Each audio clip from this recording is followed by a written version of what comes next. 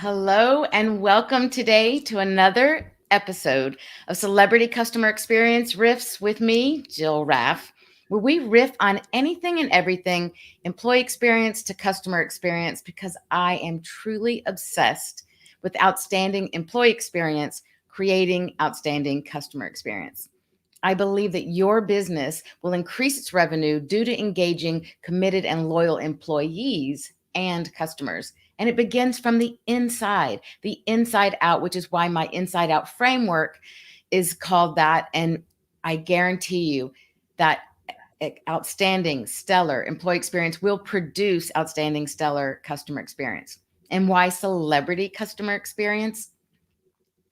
Celebrity customer experience, because we all know how celebrities are treated, and we all deserve to have the same attention, pampering, everything that goes into taking care of a celebrity.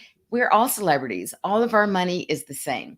So before I bring on my next amazing guest, which you just had a glimpse of because I had her on screen and I was going to save it for later, but you will meet my very special guest in just a minute. I want to just remind anyone who's watching live that you can engage in the conversation. You can comment in the post, whether it's on LinkedIn, Facebook, or YouTube, and we will see your comments, your questions, your answers, which will be answered. And if you're watching the replay, thank you for watching the replay, and do the same. Write your comments, tag my guest, myself, and we will be sure to answer back. So I will bring her back now today. My esteemed guest is none other than Marcia Raff, my mother. Mom, can you hear us? Can you hear me? Yeah. Yes, I can.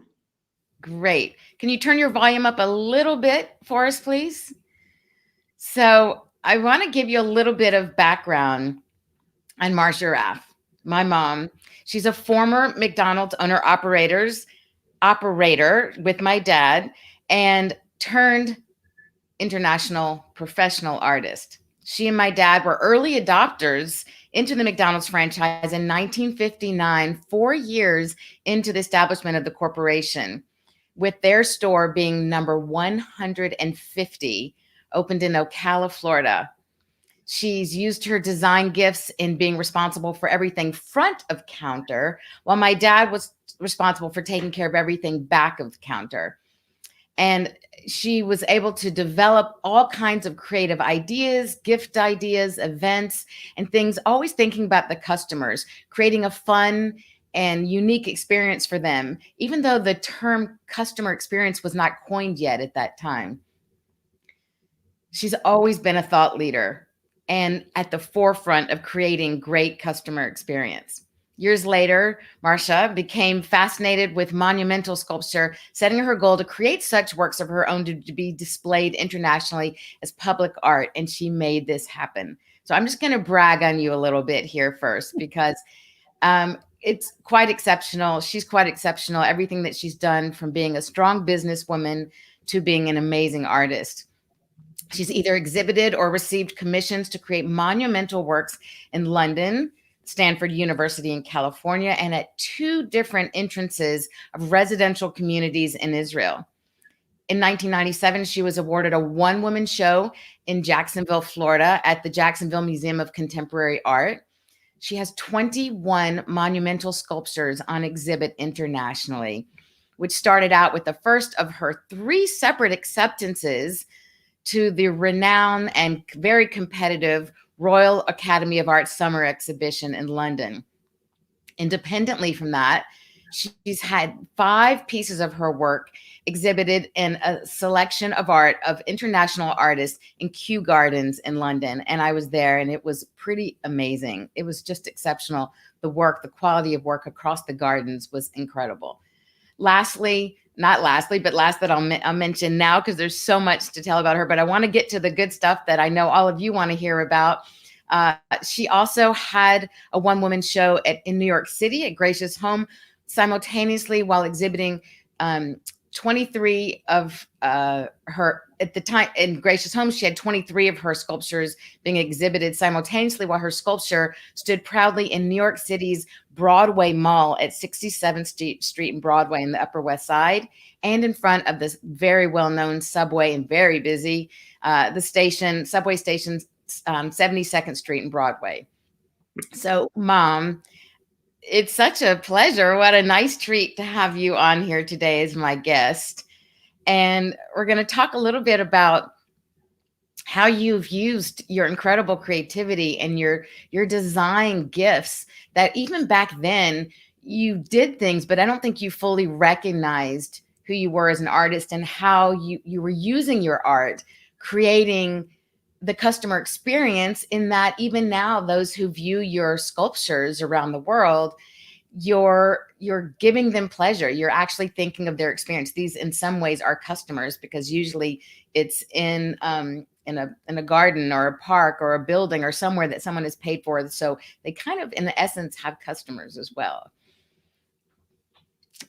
So let's just start and tell everyone a little bit about your story, starting with McDonald's, and why McDonald's, how it is that y'all got started in McDonald's, and you and Dad were both born and raised in Chicago, and so how McDonald's then took you to Ocala. So let's just start. We'll break it out into a little bit of just how did y'all even get started into McDonald's? Well, my father was in the wholesale chicken business that in 1958 was a dying business. And he had a friend who had just purchased a franchise for Kenosha, Wisconsin. His name was Ben LaPatty, and he was going in business with his sons. So he approached us and said, why don't you kids come in business with me as 50-50 partners? And our first store, we'll apply for a store and see what they want to give us. And Ocala, Florida popped up. My parents knew it because they passed on the highway, that location actually in Ocala, on their way to Miami Beach in the wintertime. So that's how we ended up in Ocala as our first store. Huh. Interesting. Some of that I didn't even know, the story about them passing by it. Can you do us a favor? I don't want anyone to miss a single detail. Can you turn the volume up on your computer a little bit? Your voice is a little soft. I'll have to speak a little louder. I'm at full volume. Can you hear me now? Okay. Yeah, that's better. Or maybe pull the computer a little closer to you so you're closer to the microphone. Awesome. Thank you. So that's how Ocala, Florida. Okay, interesting. And I was born in Ocala, as was my middle sister, because they were there for McDonald's.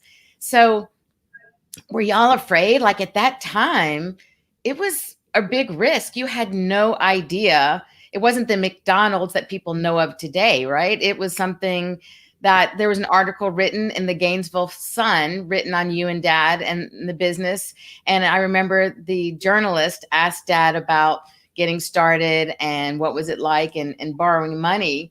And I'd like to hear your insight on that. But what he told the writer for this article is that he went to the bank for a loan and they looked at him and said, what, 15-cent burgers? Are you crazy? Like they showed him the door and said, no, thank you. Like we're not taking that risk.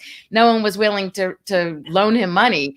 And then he said in the article, of course, years later, everyone wants to loan him money, right? But it was an unknown. So what was that like for you? Because there's so many people right now making those changes in their businesses and they're afraid to jump into something they don't know about. So I think you can really help them with that.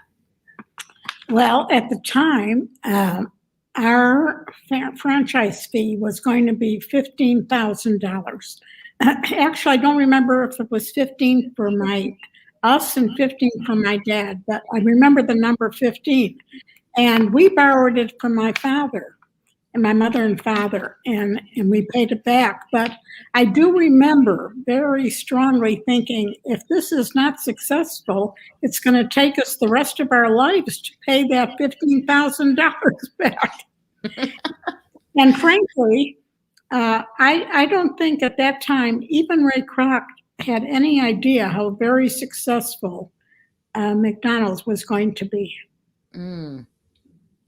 Yeah, that's really, it's amazing. I love where you say like you thought it might take you the rest of your life to pay that back. It's so, it's, I think that's a lesson to everybody to recognize that while we all have fears, when you just step into them and go forward, and you give it your all, who knows what can come of it, right? And y'all certainly took that risk, had, moved from Chicago down to a small city in Ocala, knowing no one, with a business that you didn't know would even, survive, much less thrive, and with young kids, right? Like having one little one and pregnant with another, and pretty amazing. So you told me that you were responsible for everything front of house and the design. And so how did that come about? Like, I know you mentioned that this was a part of Ray Kroc's beliefs and his philosophies. Will you tell us about that and speak as loud as you can, please? Okay. Well, initially there were only where people came to the store. We didn't have seating. But once seating came in, Ray Kroc really wanted each operator to design their own store. He wanted them to be unique. And so I designed our stores. Like you said, I was responsible for everything in front of the counter and the landscaping. The corporation supplied landscape design from their architect, and then we were free, as operators, we were free to use any or all of it. So I often took something from that I was growing at our home and transplanted it to one of the stores to make it feel more like home. But yeah, so that's how it worked in those days. Interesting. And so, you talk about at home, you mentioned about transplanting things and having them grow. So what's amazing is that I was speaking recently to owner operators, and they were saying how, in fact, that they asked about some of the landscaping that was there, and it was growing all over. It was the purple, I forgot what it's called, but Purple Heart. Purple Heart. Thank you.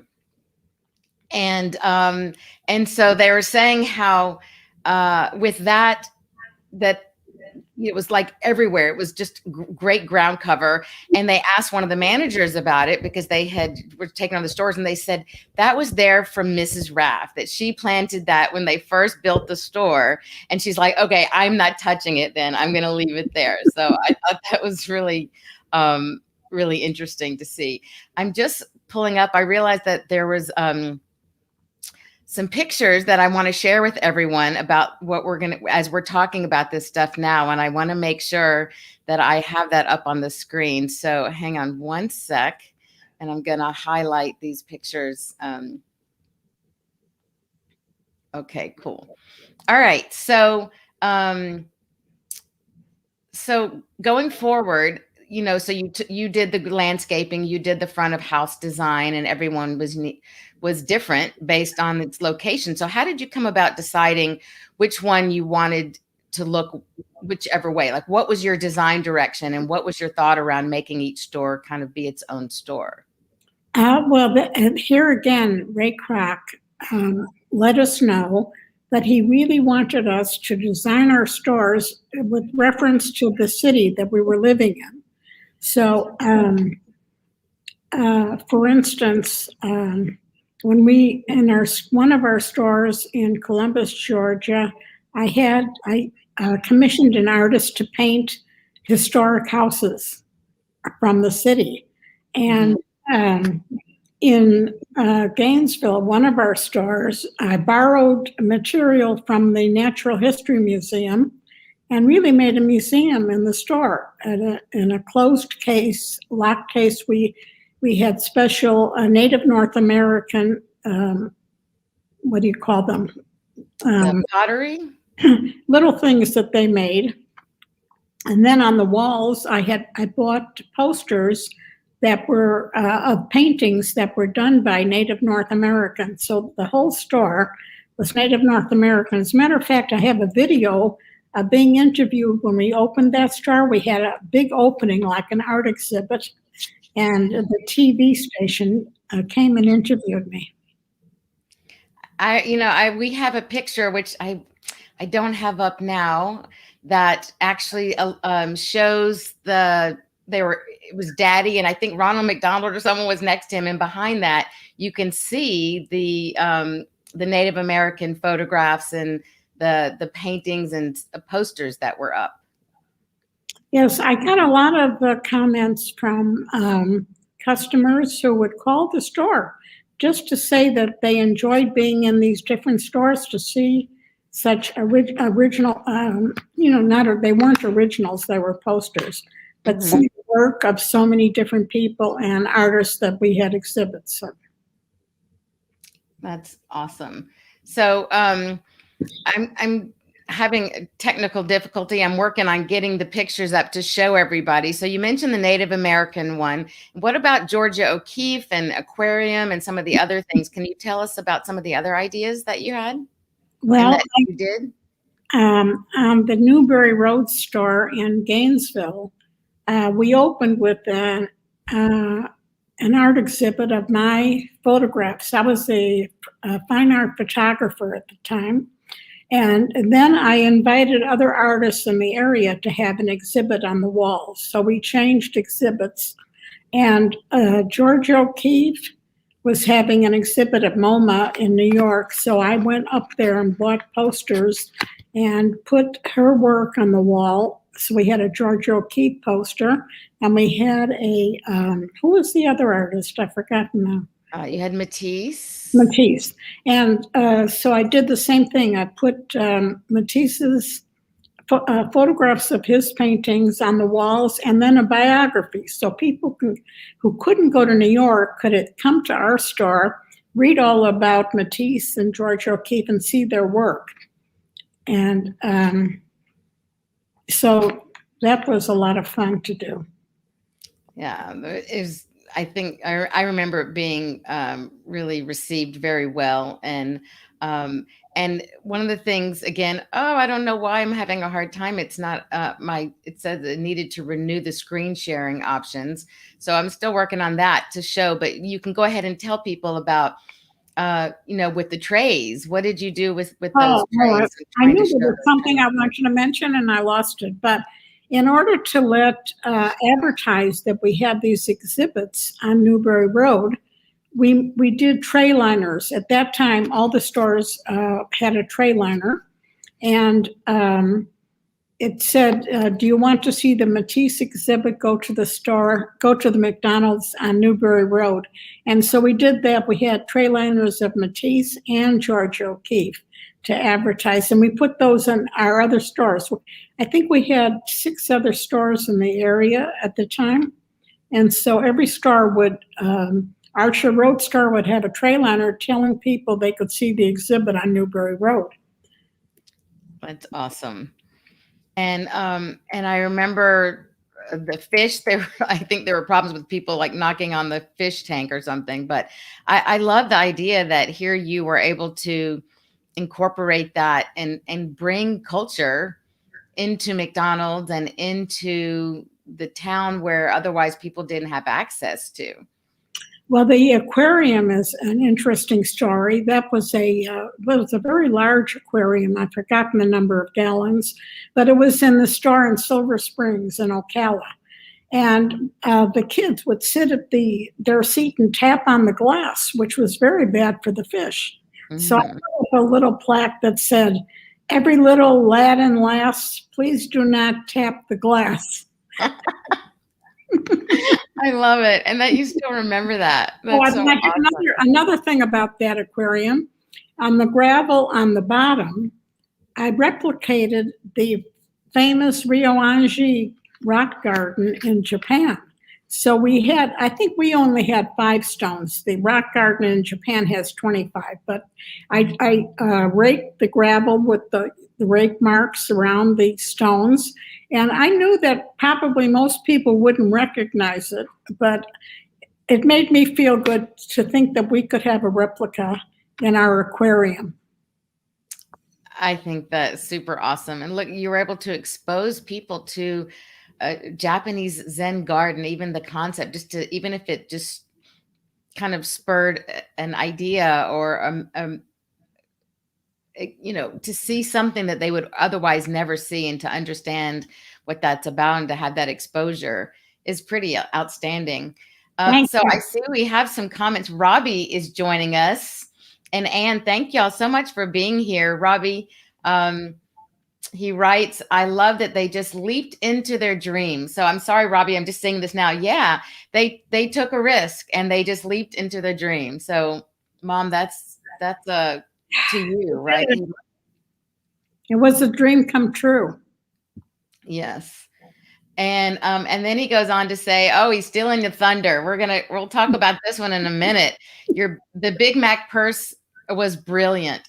It is. And we're going to talk about that. And I hope I can get these pictures. I'm so frustrated. I don't know why. I've never had a problem with it sharing. It said Chrome lost permission to capture the screen. If I can't get it back within this conversation, I will post each picture independently in the comment thread so that everyone can see it. But I wanted to show you while we're talking as well. So I will keep trying to do that. And Ann Gaylor, thank you for writing. Thank you for joining us. She says, wow, so good to see your mom and you. Ann Gaylor. Oh, yes, I was just going to say, I think that, no way, Annie girl, lived next door to you guys until I was 14. Your mother was an amazing woman then and still is now. So cool. Anne, oh, wow. How awesome to see you. Thank you for being here. Oh my God, I just have chills. Me too. You too, right? Like such an amazing time, amazing memories. Oh, wow. Thank you for being here. And thank you for joining and commenting, letting us know you're here. Gosh, so many memories. And do you remember we would have the McDonald's parties in the back, and Ronald would come and Dad would come with all the hamburgers for birthdays and stuff. Oh, so many great memories. Well, we're sidetracking here, but this is awesome. Thank you so much. And please continue to participate. So Mom, right now, restaurants are really having a hard time with staffing. Not only restaurants, hospitality of all kinds, hotel, lodging, all businesses, in fact.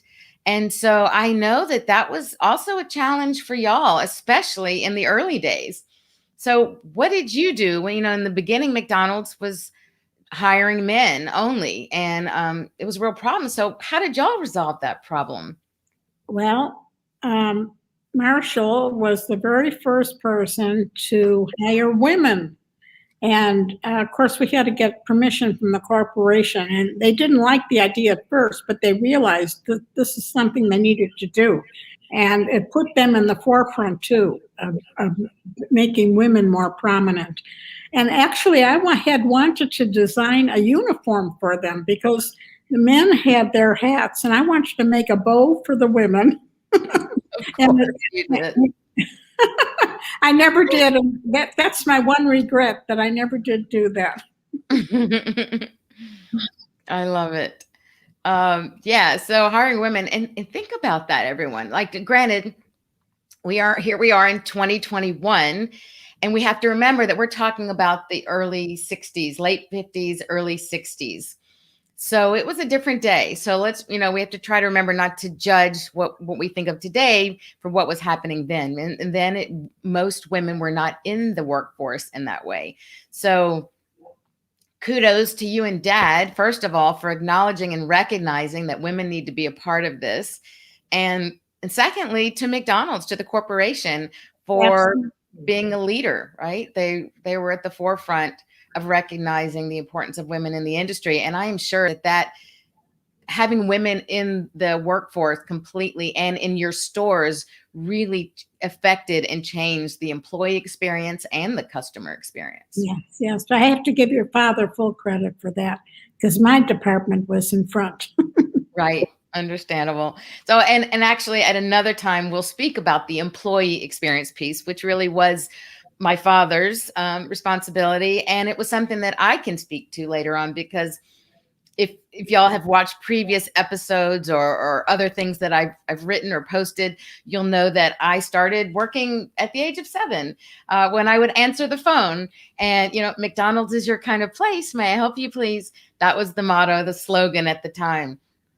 And so from the age of 7 until 33, when unfortunately we lost my dad, that was something that I experienced as an employee. I got to witness and grow and become a part of understanding the importance of your employees in the workforce, understanding that it's how you educate and train and treat and take care of your employees and how you teach them to speak to each other and how you manage that ultimately affects the customer experience. And so I'll speak to that at another time. But one thing, that you were responsible and a part of, Mom, is the all day annual picnics. And I've been interviewing people who worked for y'all, from way back when, and they still rave and go on and on about how incredible you both were. And even though, they worked more with Dad, but they were still very much aware of you, and that these all day picnics were something that they still treasure and that they miss, that they're like, people just, bosses just don't do that anymore for us. And that they did them all day so that they made sure, so that y'all did it all day to make sure that everybody in all the stores, regardless of your shift, could make sure that you got to the picnic. So everyone enjoyed. And I think y'all did a really great job of creating a work family. Like everyone felt like they were a part of the family and they got to come and play kickball and eat. And they still talk about how much fun those were. So I'd like to mention something, Jill. I see that behind your left shoulder is our 35-year award. And I'd like to mention that was a special day when we received it because Daddy had just gotten his first chemo treatment in New Orleans, but nothing was going to stop him from going to Las Vegas to get his award. And that man was just determined to get that. And I remember standing up at the podium and him feeling so great about receiving that. So it has a very special meaning for me when I see that. Well, thank you. Me too. And that's why it sits there. Gosh, emotional because I'm talking to you about it as well. That really just, it serves as such an inspiration for me every day. And I realize how fortunate and how appreciative I am, the gratitude for having the fortune of growing up, one, as your child. You and Daddy, we don't have control over who we're born to, right? So I lucked out with that 100%. But also to have this opportunity of seeing both of you as entrepreneurs, taking risks, working hard, being creative, just you set the example. And so I was able to have the blessing of that being my example. And I try to teach people now and talk to my clients about leading by example, not just tell your people what to do, but work with them side by side, like Daddy would go in the stores and work with them side by side. And so that award was, and I was, when we got the fateful call, that he was diagnosed with lung cancer, and being with him for that first chemo. And I remember actually, I think the doctor told us or Dad told us after, I don't remember, but I remember the doctor saying, I can't believe basically your father just got a fatal diagnosis. And after asking, like how long would he live for? And, was there a way, some sort of chemo or something that could beat this? The next question was, if I take chemo now, tomorrow, can I go to the McDonald's convention because I'm receiving this big award? And that was on the top of his mind. Like, one was survival, and the right there next to it was making sure that he could be there to receive that award. Yes, that was very important to him. Yeah, it's kind of crazy. So yeah, very proud, and I'm so lucky that I have it, and it's really fitting, and I look at it every day with pride and with inspiration and encouragement. So thank y'all for that, for sure.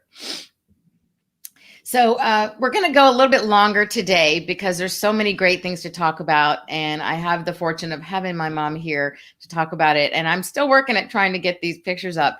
But in the meantime, let's talk about some other ideas, Mom, that you had, whether they came to fruition or not, things that would impact your customers' experience. So you didn't just design and develop the aesthetic front of house, but you also got involved with thinking of other ideas that you could do. For example, the musician. Let's start with that one, and then I'll remind you of a few others. Which one? The musician. Musician? Oh, performer. Yeah, our Newbury Road store. I worked with the architect and designed a square in the middle of the front section, where I had planned to have hanging plants, ferns actually. I made towers of ferns that were hanging, and then they could just water the top one and it would drip down to all the others. And so I used that as sort of a garden area in the middle of the store. And one day, after a couple of years after the store had been open, I had the idea about inviting a guitarist to come in, play at night, and sing softly to the customers. That was never done in a McDonald's, and frankly, I don't think it's been done yet because Marcia wasn't so crazy about the idea, so we didn't do it. But that's something I had wanted to do.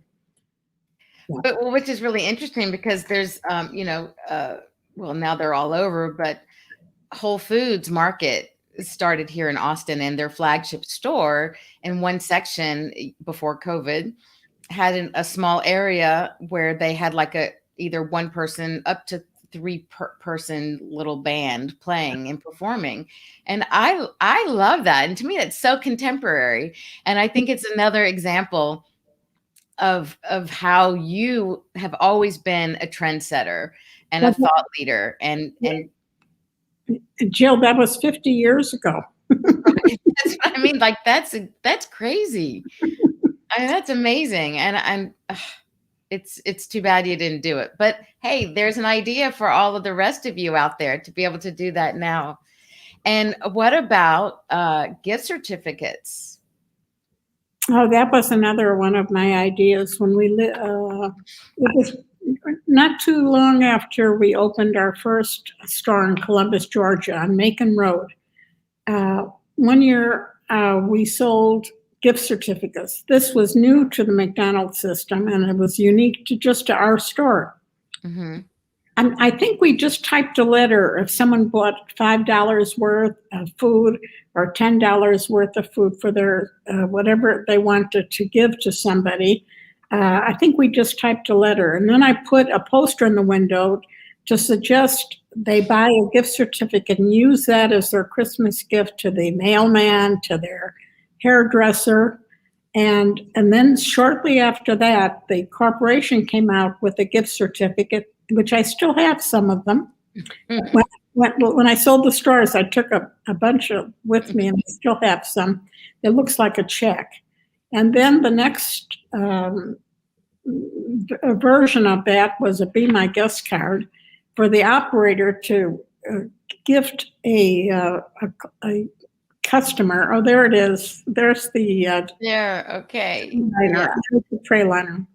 So the corporation was selling gift certificates that the customer could buy to gift a friend, and they had a Be My Guest card that the owner would give to whoever they wanted. I love it. And today they call it BOG, Be Our Guest cards. Mhm. So I love that. Again, here you created the idea of certificates and something to give away like that. And, they took the idea and ran with it. And what about now that I finally got the authorization set again, they kind of drop it for a while. What about, I know you created these games and gifts because they started with all of the Happy Meals and those types of things. What were some of the things that you did for that? Because I know I've seen some of them, and I don't have pictures of those, but those I will post. Now I can share with you the other, but the cards. Well, Happy Meal, with every Happy Meal was a gift for the child.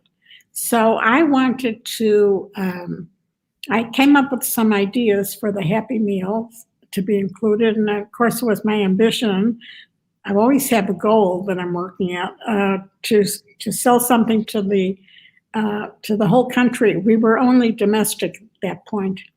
And I came up with the idea of a deck of cards, a small deck, and it would have Ronald McDonald on the face, and then 4 products on the other side, like 4 French fries, 4 milkshakes, 4 hamburgers, and stuff. And then I developed different games. Instead of the game of war, it was the game of love. And let's go fishing. And they, do you have any French fries and those And kinds you had the fillet of fish, right? For let's go fishing. Oh, by the Go way, fish. I saw on LinkedIn that somebody mentioned that a friend of his or something was the originator of the fillet of fish, and he mentioned 1969. It made me think that I do have that on my column, my McDonald's news column sculpture that I made. I do have the date that the fillet of fish was introduced into the menu. So now's a perfect time to share with you the news column that she's talking about. So as you know, my mom is an international sculptor. And so here's her news column. Mom, you can talk about it. It's this one's patinaed and here, this one is bronze. And actually, let me look. I think I did see here, right here, it says fillet of fish, what year did you say? I think he wrote 69. What does it say there? No, it's so small I can't see. It looks like 64, 69. I can't see the last digit, but there it is right there. Jill, Ann Gaylor's message is covering up half my screen. Does it I thought I took it off. I hit it, so I'm not sure. Sorry, didn't mean to do that. Yes. Yeah. Can you see it now right here? Yeah.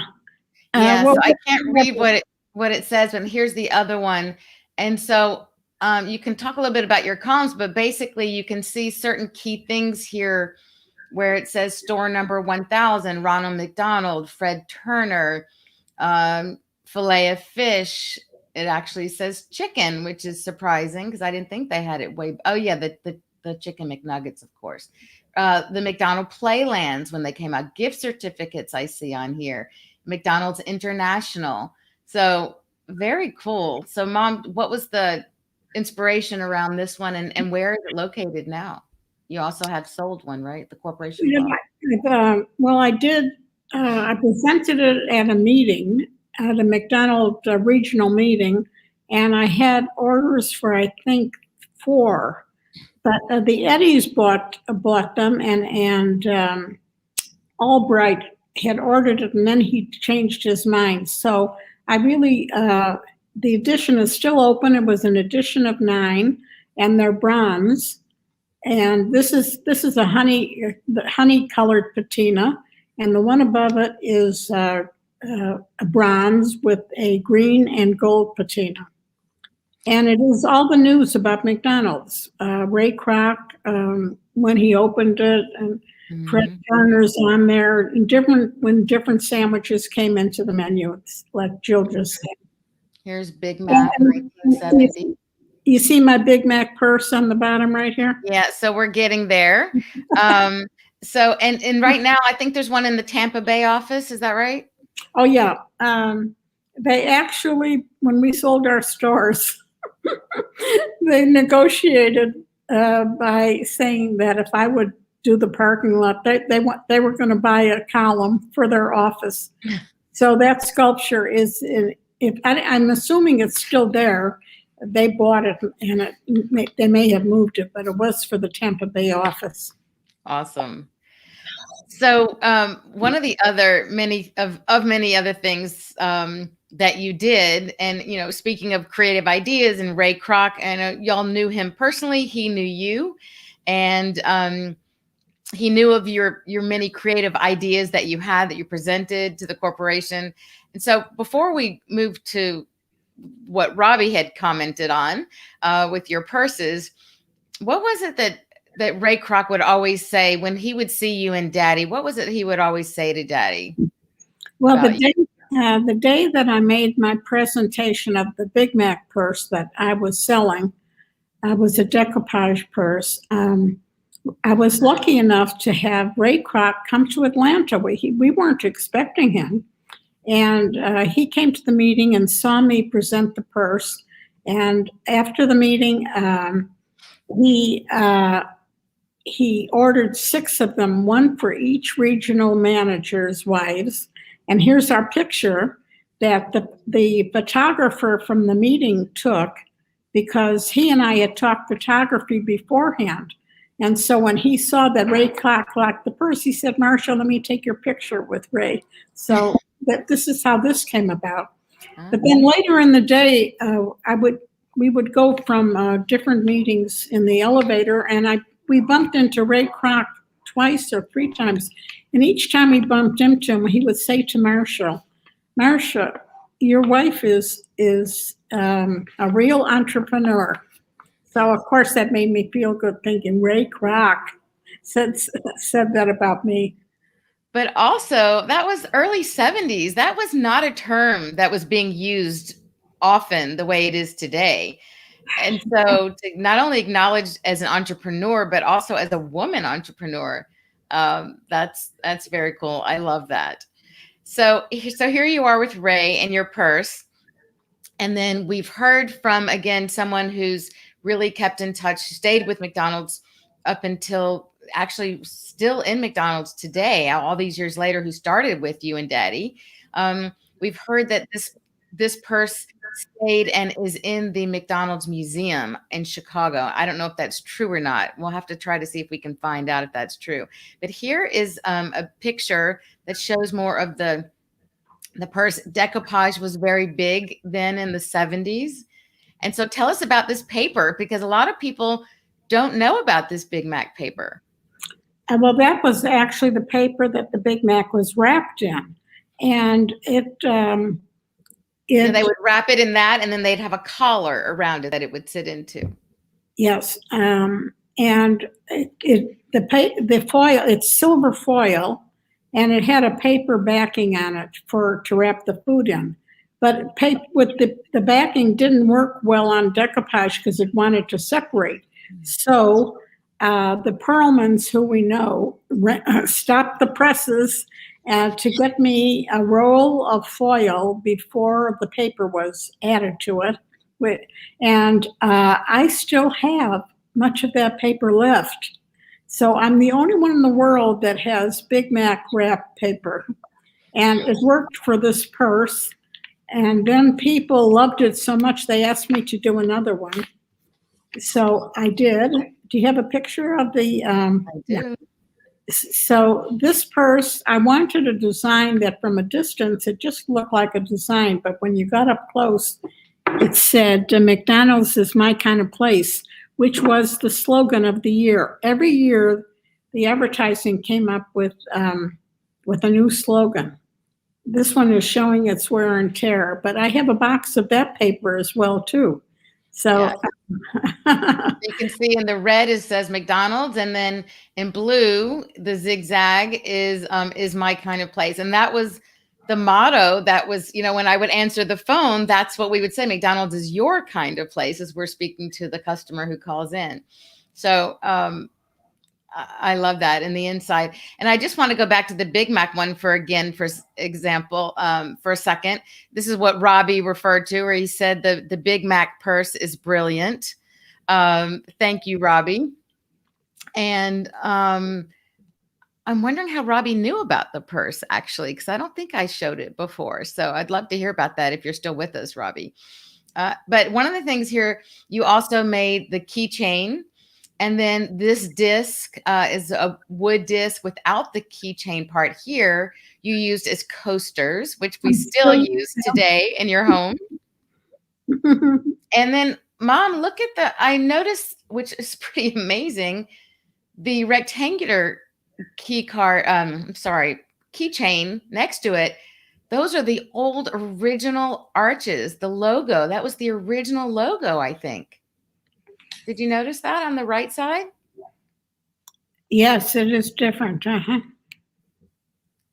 it was silver foil paper, Jill.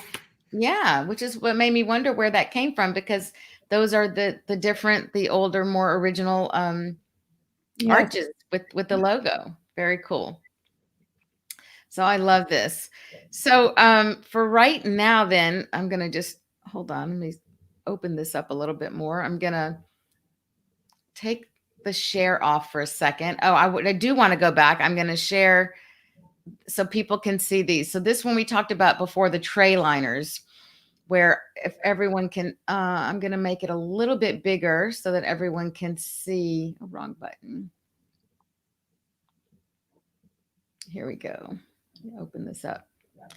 So who is Henry Matisse? Did you know that Matisse is in Gainesville, Florida? Look for Matisse at McDonald's on Newberry Road. And of course, it just says Matisse at McDonald's. You created a border. And then same thing with Georgia O'Keeffe at McDonald's. And then you gave the address there, 2880 Northwest 13th Street. Love it. So clever. So clever. Thank you. Of course. So let's see. Wow. I'm trying to think of if there's anything else right now. Oh, I did want to show everyone through my camera that you're talking about the Big Mac paper. So the CEO had reached out to me for something, and I wanted to write a thank you note, CEO of McDonald's, the past CEO of McDonald's. And so Mom's like, oh, I have the Big Mac paper. So I took the foil paper and then I laminated it and then basically created like a note card. So basically it was just like I created this note card like that with the Big Mac paper. It's reversed right now because of the way the camera works, but there's that Big Mac paper. So it is pretty amazing to still have that, because obviously not anything we're doing today. And so to have that is pretty neat for sure. So, we could do a whole other live stream, which we won't, unfortunately, because this is all about customer experience and employee experience. But we could do a whole other one just on you and your art and your creativity. But I think it's been really clear to see your creativity and how you applied that to your business in McDonald's as owner operators from the first years, all the way through until we lost Dad. But I just wanted to kind of give you a shout out and kudos to that. And really, it just shows how important it is that we think about our environment. Feng Shui is a little bit about that. And we did have a guest, Claire Boss Scott, came and spoke to us about the Feng Shui and how you feel. And that was something that you did in your way, again, before that whole concept came about, was to create an environment. Like you said, you wanted to bring a little bit of home to McDonald's to kind of create that homey feeling like you did with the landscaping. I love it. So as we wrap up here today, I've told you my whole life that you've been an amazing inspiration. And I'm so blessed that you continue to be. You are amazing, and that I still have you in my life and such an active part. And to see you just had your first book published and on Amazon with your labyrinths. I mean, you're just nonstop. And it's really, you are a motivating force and an inspiration for me and always have been. And I'm so lucky. And so you inspire me. You inspire so many, as people have told you, with your artwork. And even then for McDonald's, and now with your sculptures around the world. And so I'm always curious, for those who are inspiring so many others, to learn about what inspires them. And so could you share with me and us a quote or a book or person or something that inspires you? Well, as far as my work is concerned, I always felt I wanted to follow Occam's razor theory, which is what can be done with less is done with more in vain. So, which produces minimal work. And so that has been a very important part of how I operate. And also, I strive for purity, simplicity, and clarity in what I do. And I had read Richard Meyer actually said that, and that was the first time I thought, well, that defines exactly how I feel. So that's the way I approach my work. I love it. And Occam's razor theory, it's great. And to that point, about your work and how I think you see the world, I'm going to quote the Jacksonville Museum of Contemporary Art, where you had the one woman show. The museum director, Henry Floyd Robert Jr., said of your work, the work of Marcia Raff reflects two important and distinct factors found in contemporary art today: delicacy and power. Acute attention to detail, finishes, and surface texture move in and out of Marcia's work like a Cartier jeweler. What a beautiful description. Yeah. Her sculptures are beautifully crafted. Through the use of diverse mediums, Marcia presents the viewer with an exciting variety of cast bronze, brass, ceramics, and steel. She's one of the few artists who can change mediums and almost immediately create sculptures that are successful. And I think this is really a great way to kind of summarize and tie into what we were talking about, that through your attention to detail, that was what you brought to your work at McDonald's. That's what you brought to the branding, to interior design. That's what you brought to thinking about the details and how they impact the viewer, as this museum director said. And for in this case, when you apply it to business, it's the customer. So I really love that. I'd like to mention that is what Ray Kroc wanted. He was very, very much attentive to details, because I remember it was shortly after we opened, maybe a year, he wanted to introduce the dinner napkin instead of the lunch size napkin. He felt like that was very important. Now, that's really just a small detail that would be meaningful to some people, to have a larger napkin. So that was, Ray Kroc is really an unusually creative, wonderful entrepreneur, because he was selling milkshake equipment when he saw that McDonald's might have a future for him. Yeah, amazing. And thanks for mentioning that, because I believe that it's the small details that have the greatest impact. And so I didn't know that about Ray Kroc. And so the fact that he was very detail oriented certainly shows how you were in alignment with him, because you are. And I think by growing up, being your daughter and coming from you and being raised by you, and then design school and everything else that I've done, we are very much alike in that way, very much attention to detail. But I do think that is why, and the foresight that he selling those multi-mixers. I mean, my second job task position in McDonald's after, getting older, where I didn't have to just answer the phone, was making milkshakes on those very multi-mixers that Ray Kroc sold to the McDonald's brothers. And having that foresight and paying attention to detail is so critical. And so that comes out in your work, in your artwork currently. And it clearly came out in those days when you were owner operators, you and Daddy, in all those years in the business from 1959 until 1994 when we lost him. So Robbie, thank you for answering. I had asked Robbie how he knew about the purse because he mentioned it at the top of the interview. And he said, I'll put this on screen. I researched your mom before the interview. Very cool. So he saw that I had posted the pre-show advertisement promotion. So he looked you up. Very neat. I wonder if he saw my book, Jill. What? I wonder if he saw my book. Where would he have seen your book? Well, he did research. Oh, he looked you up. I see. Oh, maybe we'll ask. And then he says here, you mentioned the purse back in September 2020. Okay. Well, awesome. Yeah. I didn't know you were following in all those times, but thank you. I'm so happy to have you here and to engage with us. Yeah. So my mom just came out with this, what's it called, Mom? I'll let you tell us the title. Labyrinths. Walk and color a finger labyrinth. Walk and color a finger labyrinth. So it's a labyrinth. The paperback has been out for a month or so, but I've just published the hardcover, and you can buy it at Barnes and Nobles. Barnes and Noble, really, as well? I might as well mention in case someone's interested.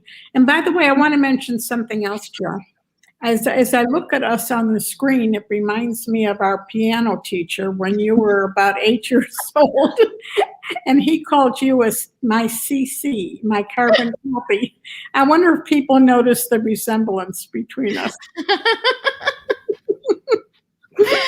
Well, when I created the promotional graphic with us side by side, I thought, I know 100% what I'm going to look like when I grow up. So, yes, I think our Mr. Fox, the piano teacher, I think he had it right when he called me CC. And you know what?